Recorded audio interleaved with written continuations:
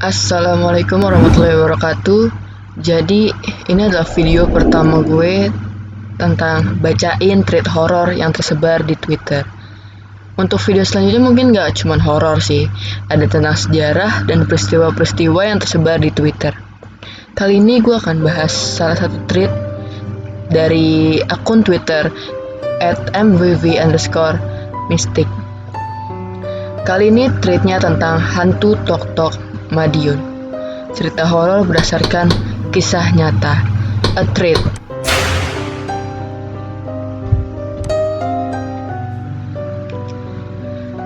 Kadang, teror hadir di saat yang tidak diinginkan.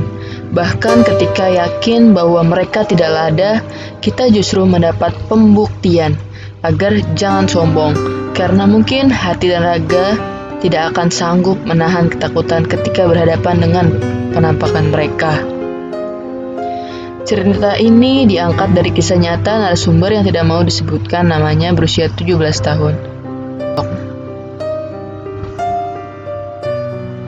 Mungkin namanya aneh dan tidak menyeramkan, tapi jujur, teror dari sosok ini sangat mencekam.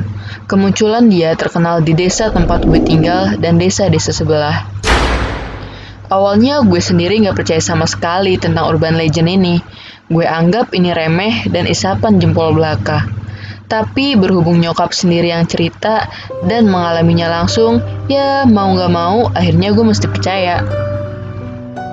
Jauh sebelum kejadian terjadi, di rumah gue sendiri, warga desa udah dengar omongan dari orang-orang desa sebelah tentang desas-desus kehadiran hantu Tok-Tok.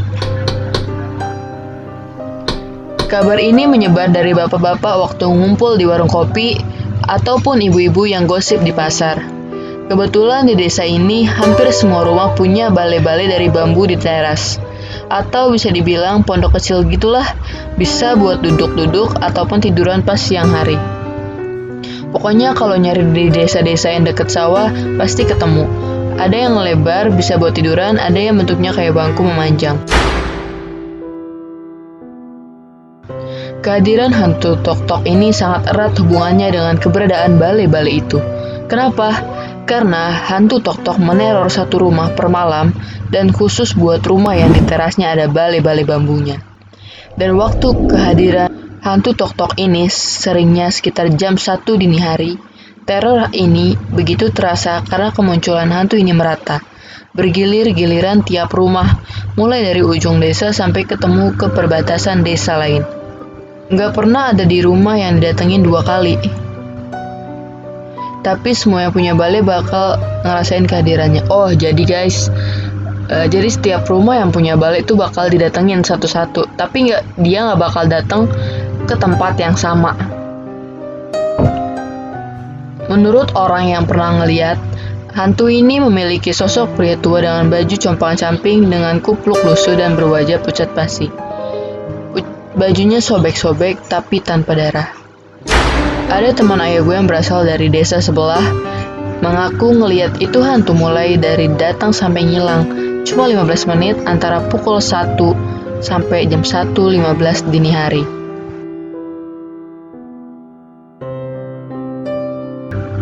Dan apa yang ia lakukan selalu sama. Setiap kemunculannya, hantu ini hanya duduk di balai-balai bambu. Wajahnya menghadap ke arah jalanan sambil memukul-mukul balai bambu. Entah apa, yang jelas bunyinya.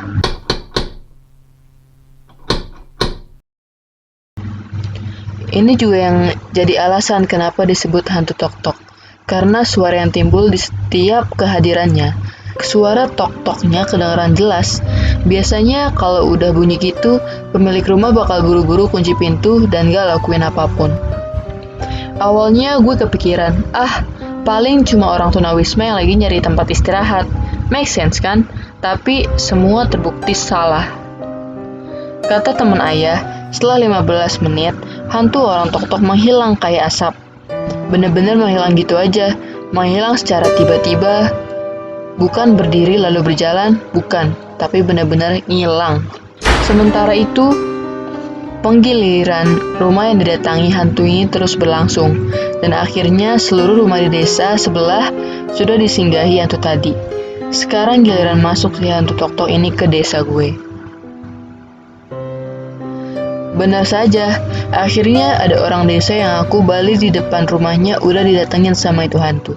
Dan dipukul-pukul pas lewat tengah malam. Mendengar kabar tok-tok udah masuk ke desa gue, semua orang bersiap-siap. Sebenarnya orang-orang desa gue berniat masukin tuh balik ke dalam rumah biar nggak kena giliran. Tapi orang desa sebelah sudah memperingatkan, jangan sampai balai-balai bambu dipindah, karena bahaya. Nggak tahu kenapa disebut bahaya. Sialnya, kebetulan di rumah gue juga ada balai bambunya. Dan awalnya gue mau mindahin balai-balai itu ke belakang rumah buat jaga-jaga, tapi nggak jadi.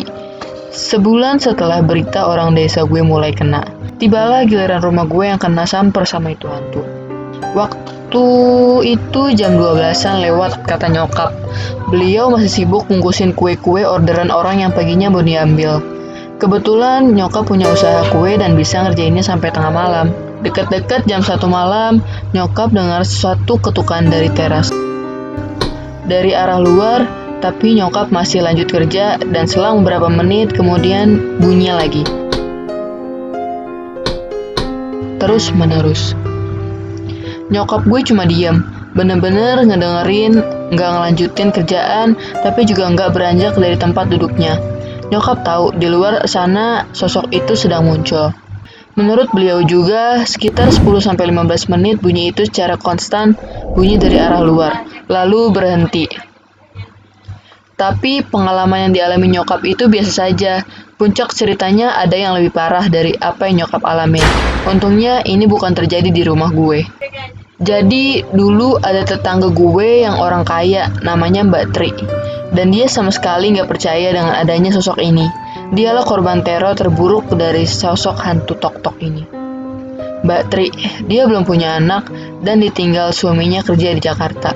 Di desa gue, Mbak Tri terkenal sebagai juragan beras. Mbak Tri tinggal di rumah bersama gadis muda yang jadi pembantunya. Ya, cuma berdua saja. Rumahnya Mbak Tri ada di ujung desa yang sebelahan sama desa tetangga. Dan ada balai bambu juga di halaman rumahnya yang dijadiin tempat menjemur padi yang hendak digiling. Secara lokasi rumah, dia akan jadi rumah terakhir yang dihampiri hantu tok-tok di desa gue. Waktu beredar berkabar hantu tok-tok mulai memasuki desa, Mbak Tri benar-benar tutup telinga dan gak mau percaya akan kebenaran sosok ini. Waktu berlalu, satu persatu rumah udah didatengin sosok hantu tok-tok dan sampailah akhirnya giliran hantu tok-tok datang ke rumahnya Mbak Tri. Malam itu, Mbak Tri dengar suara ketokan itu dengan telinganya sendiri, sama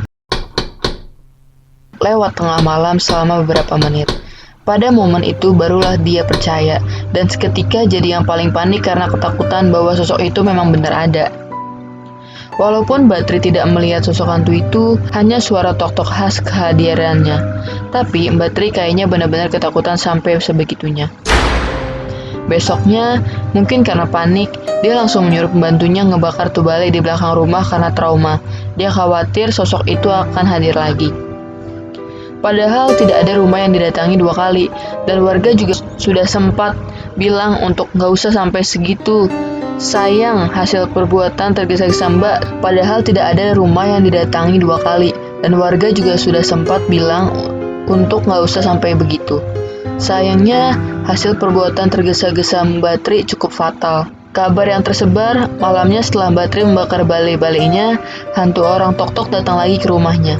Iya, untuk pertama kalinya, satu rumah didatengin 2 kali sama hantu ini. Tapi kali ini dengan cara yang berbeda. Saat sosok itu datang, dia nggak duduk lagi di balai. Hantu tok-tok pada malam itu duduk di ujung tempat tidur Mbak Tri sambil ngetok pintu pinggiran ranjang yang terbuat dari kayu. Dengan wajah pucatnya dan tatapan kosongnya. Hal itu membuat Mbak Tri sangat trauma.